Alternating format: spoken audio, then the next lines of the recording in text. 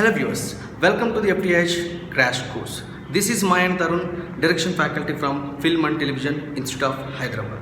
Today's our topic is action continuity. What is action continuity? Why we should take care about action continuity in our films? So here, action continuity ante మనం చేసి ఏవైతే mistakes ఉంటాయో while in shooting or scenes or shorts whatever post ప్రొడక్షన్లో మనకి చాలా consequences face చేస్తామండి. Like jump cut వచ్చింది, అక్కడ కొన్ని మిస్ అయ్యాయి, మిస్టేక్స్ ఆఫ్ ఫిల్మ్ అని చెప్పి చాలా వీడియోస్ వస్తూ ఉంటాయి. For example Baahubali number of mistakes or game of thrones number of mistakes అని రౌండ్ అప్ చేసి ఫోకస్ చేస్తూ ఉంటారు. వై? బికాస్ యాక్షన్ కంటే మిస్ అయితే సీన్లో ఉన్న నేరేటివ్ ఎలిమెంట్స్ అనేవి మిస్ అయిపోతాయి. Means we have two types of narratives like physical setting and temporal setting.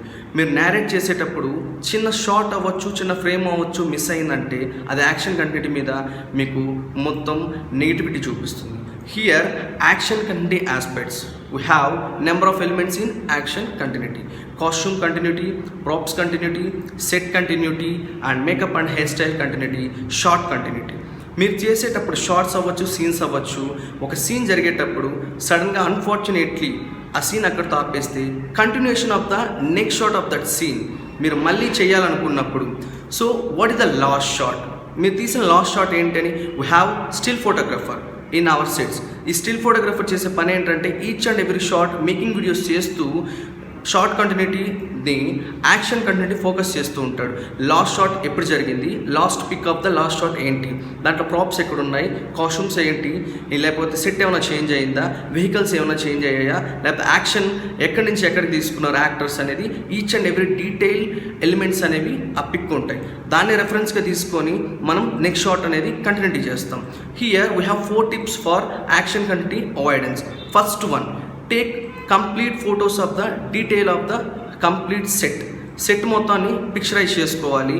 So దాన్ని డే బై డే మనం చెక్ చేసుకుంటూ ఉండాలి. సింగిల్ సీక్వెన్స్ ఉన్నప్పుడు ఈ షార్ట్లో నుంచి ఏమన్నా ఎలిమెంట్స్ ఏమన్నా లైక్ ప్రాపర్టీస్ ఏమైనా మిస్ అయ్యాయా లేదా మిస్ ఆర్డర్ ఏమైనా అయ్యిందా లేదా, కాస్ట్యూమ్స్ ఏమైనా చేంజ్ అయ్యాయా లేదా, ఇవన్నీ చెక్ చేసుకోవాలి.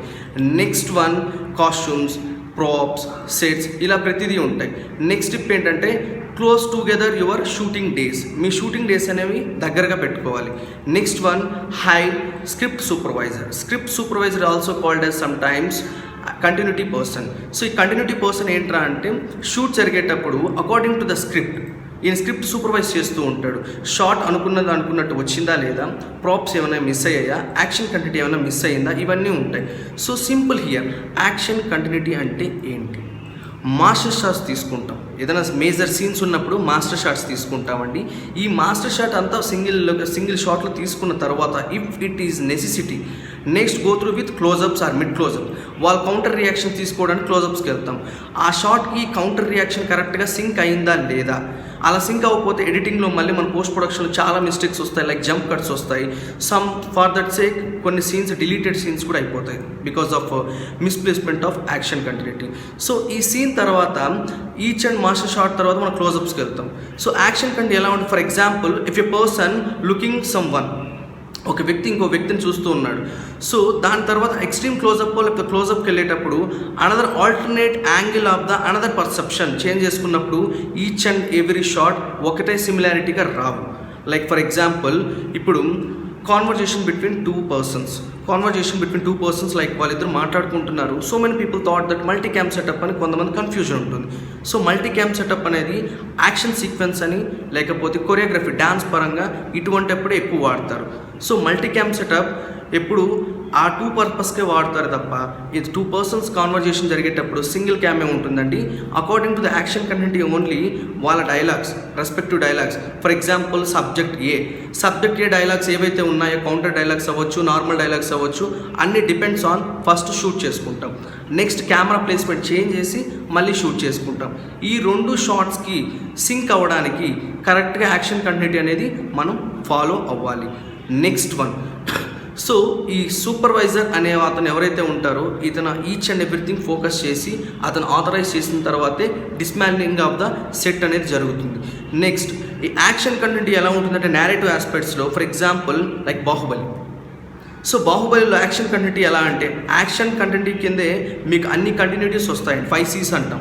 5 C's ఆఫ్ సినిమాటోగ్రఫీ ఎలాగో కంటిన్యూటీస్లో కూడా 5 C's ఉంటాయి. సో ఫర్ ఎగ్జాంపుల్ బాహుబలిలో బాహుబలికి మాస్క్ ఎలా దొరికిందో ఫ్రమ్ ద వాటర్ ఫాల్స్, ఆ మాస్క్ అక్కడే చూపించాం. తర్వాత నెక్స్ట్ కట్ చేస్తే పైకి వెళ్ళిన తర్వాత అవంతిక అనే క్యారెక్టర్కి mask, because of mask I came here అని చూపిస్తాడు. సో మనకి ఇక్కడ ఎక్కడ ఆ మాస్క్ అనేది కనిపించదు, మీన్స్ యాక్షన్ కంటెంట్ అనేది మిస్ అయింది. మీకు ఆ వాటర్ ఫాల్స్ పైకి ఎక్కేటప్పుడు బాహుబలి అనే క్యారెక్టర్కి బేర్ ఫుట్ అంటే ఉట్టి కాళ్ళతో చెప్పులు లేకుండా పైకి వెళ్తాడు.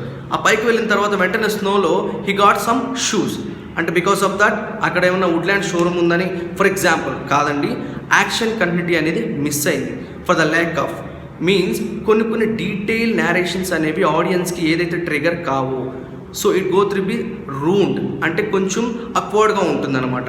దీనికి కనెక్షన్ లేదు, దీనికి మిస్ప్లేస్ అయ్యింది. అది ప్రాప్స్ అవ్వచ్చు, కాస్ట్యూమ్స్ అవ్వచ్చు, వార్డ్రోబ్ అవ్వచ్చు, సెట్ అవ్వచ్చు, షార్ట్ అవ్వచ్చు, సెట్ డ్రెస్సింగ్ అవ్వచ్చు.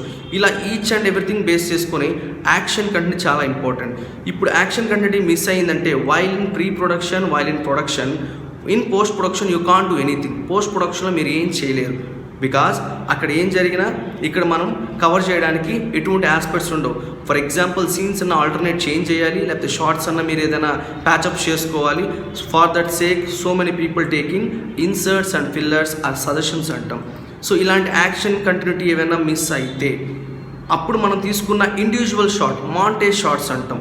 షూట్ మొత్తం అయిన తర్వాత ఆ సీన్కి సంబంధించి మాంటేజ్ షార్ట్స్ తీసుకుంటాం, right? This is called action continuity.